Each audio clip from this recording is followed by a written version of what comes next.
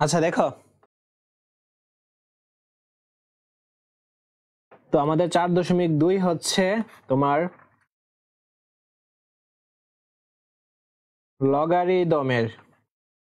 লগারিদমের সূত্রাবলী, অর্থাৎ লগের অঙ্ক। 4.2 হচ্ছে লগের অঙ্ক, আর 4.1 কি ছিল? সূচকের। তো সূচকের অঙ্কের মতোই আমাদের লগের যে সূত্রগুলো ওইগুলো প্রথমে জেনে নিতে হবে। তো একেবারে ডিটেলসে জেনে নিব আমরা এখন। তো আমাদের ফার্স্টটা ছিল কি, এই যে লগ। দেখো ভালোভাবে বুঝো, লগ। তারপর বেজ হচ্ছে, আমরা তো জানি বেজটা নিচে হয় আর পাওয়ারটা কোথায় হয়? 1 এ উপরে হয়। তো এখানে এটা হচ্ছে বেজ আর 1টা কি? 1, পাওয়ারটা কি? 1। এটা হচ্ছে বেজ, পাওয়ারটা কি? 1। হ্যাঁ, বাট এখানে লগ আছে।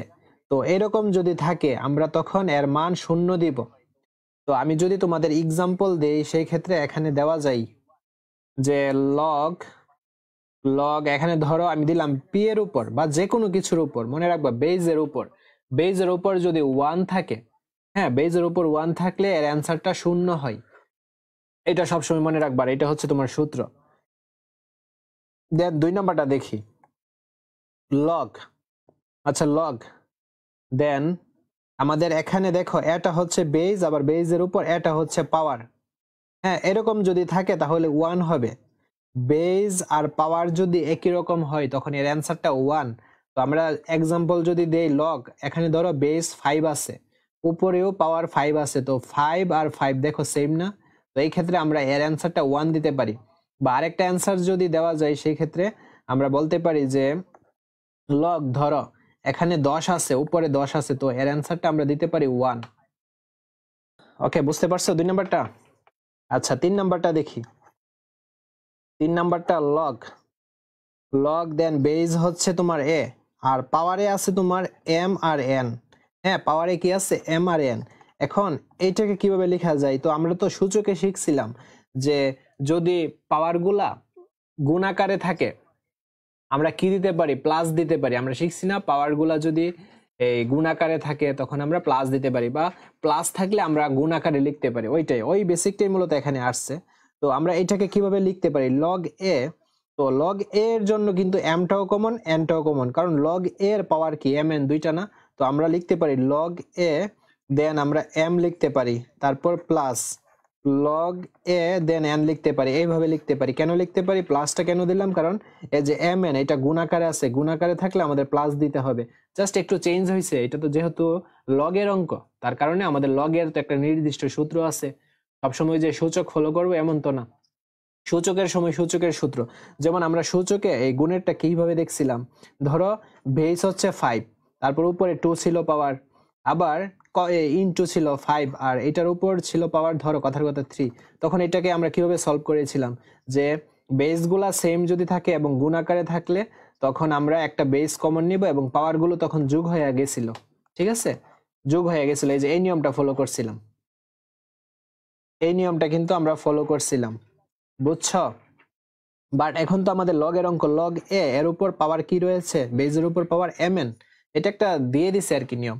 তো আমাদের এখন কি করতে হবে? লগ এ এর জন্য এম প্লাস লগ এর জন্য কি এন।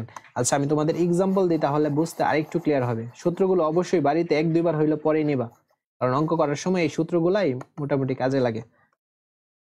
আচ্ছা, তো এখানে তাকাও, আমি যদি দেই এক্সাম্পলটা, লগ লগ এ দিলাম, ধরো এ, তারপর এখানে এ না, আমি লগ এখানে 10 দিই, বেস হিসেবে আমি 10 দিচ্ছি, 10। আর উপরে পাওয়ার আছে তোমার এক্স এবং ওয়াই। হ্যাঁ, এখন এইটাকে আমরা কিভাবে লিখতে পারি, কিভাবে ভাঙতে পারি? তো লগ 10 এর জন্য এক্স, হ্যাঁ, লগ 10 এর জন্য এক্স, তারপর একটা প্লাস দিব এভাবে মাঝখানে, দেন লগ আবার 10 এর জন্য কি হবে? ওয়াই। কেন প্লাস দিলাম? কারণ এই যে গুণ আকারে থাকলে আমাদের অবশ্যই লগটা প্লাস দিতে হবে, বুঝছো? গুণাকারে থাকলে প্লাস দিতে হবে। এটা হলো 3 নম্বর সূত্র। 4 নম্বর সূত্র দেখি আমরা, লগ, এই যে লগ দেন এ। এখন আমাদের দেখো পাওয়ারটা কি আকারে আছে? ভাগ আকারে আছে। সূচকের ক্ষেত্রে আমরা কি দেখছিলাম? পাওয়ার যদি ভাগ আকারে থাকে বা ভাগ থাকে, পাওয়ার গুলা বিয়োগ হয়ে যেত। হ্যাঁ, ভাগ থাকলে আমরা কি করতাম? বিয়োগ করতাম। তো এখানেও সেম, এই যে দেখো লগ লগ এ, দেন আমরা কি লিখতে পারি? এম, তারপর মাইনাস, কারণ কি ভাগ আকারে আছে আমরা মাইনাস লিখবো, লগ তারপর এর উপর কি হবে? এন হবে।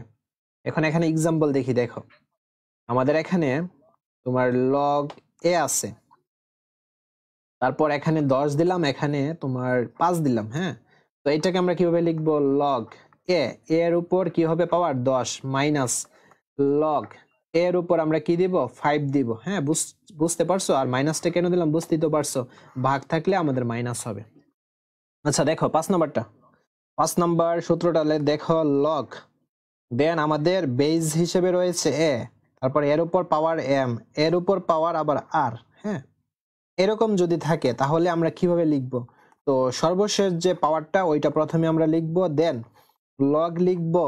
হ্যাঁ, লগ লিখব, দেন আমরা এই এ দিব আর কি দিব? এমটা দিয়ে দিব, এ দিব আর এমটা দিয়ে দিব।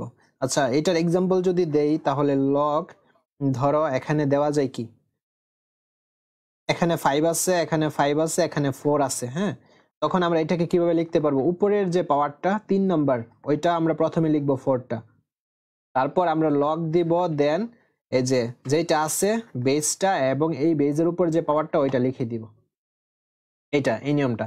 তবে এটাকে যদি ভাঙ্গো তাহলে দেখো আমরা একটা কিন্তু সূত্র শিখছিলাম, এই যে এখানে আমি দেখাই দিতেছি। সূত্রটা হচ্ছে এই যে এইটা, যদি বেজ এবং পাওয়ার সেম হয়, এই যে বেজ এবং পাওয়ার যদি সেম হয় তাহলে এর মান আমরা কি লিখতে পারি?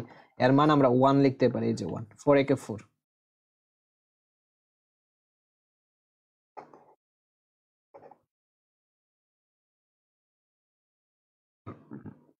তারপর দেখো 6 নম্বরটা দেখো, লগ বেস কি এ আর উপরে পাওয়ার কি?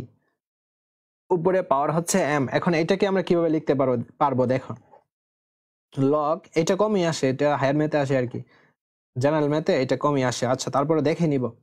হ্যাঁ, লগ, তারপর আমরা লিখতে পারি বি। প্রশ্ন আসে বি কোথায় থেকে আসলো, বাট একটু ওয়েট করো। দেখো বি, এরপর আমরা এম লিখতে পারি, গুণ লগ, তারপর এ আর বি লিখতে পারি। হ্যাঁ, তোমাদের প্রশ্ন যে এই বিটা কোথায় এলো, এম আর এ না, বুঝলাম যে এম আর এ আছে। আমি দেখো আবার ক্লিয়ার করতেছি, এখানে জাস্ট কি আছে? লগ এর উপর এম আছে, তো এটাকে আমরা কি লিখলাম? লগ বেস হিসেবে বি দিলাম, জাস্ট বিটা একটা আমি ধরে নিলাম আর কি। হ্যাঁ, অঙ্ক করার সময় বুঝতে পারবা, তবে তোমাদের বইয়ে এই অঙ্কটা আসবে না, সূত্রটা দিয়ে অঙ্ক আসে না। আচ্ছা, তারপরে দেখে নাও, লগ বি আমি একটা ধরে নিলাম, দেন এর উপর এই যে এই অঙ্কের যে পাওয়ার এম, এমটা তুমি এই যেটা ধরছো বি ওইটার উপর এমটা দিয়ে দিবা। তারপর তোমার যে এই অঙ্কের যে লগের এ ছিল সূত্রে, লগ এটা দিবা, দেন যে বিটা ধরছো এইটা উপরে দিয়ে দিবা। অর্থাৎ তোমাদের যদি আরেকটু শর্ট করে দিই, ধরো এইটা তোমাদের আসলো, বললো এইটার সূত্রটা এইটা কিভাবে হবে, তো তোমরা মূলত এইভাবে দিবে। এই যে দেখো লগ এই যে বি, লগ এই যে বি, আর এই যে এতটুকু, এতটুকু বাদ দিয়া যা থাকে আমরা তা লিখে দিব। তো এতটুকু বাদ দিলে আর কি থাকে? এতটুকু বাদ দিলে মূলত এই যে লগটা থাকে, এই যে লগটা থাকে, এই যে লগটা লিখলাম, দেন বেস কি আছে? এ আছে, এটা দিলাম, আর উপরে পাওয়ারটা কি আছে? এমটা দিলাম। জাস্ট এই যে এতটুকু বাদ দিলাম। আচ্ছা, আমি আরেকটা এক্সাম্পল দিই।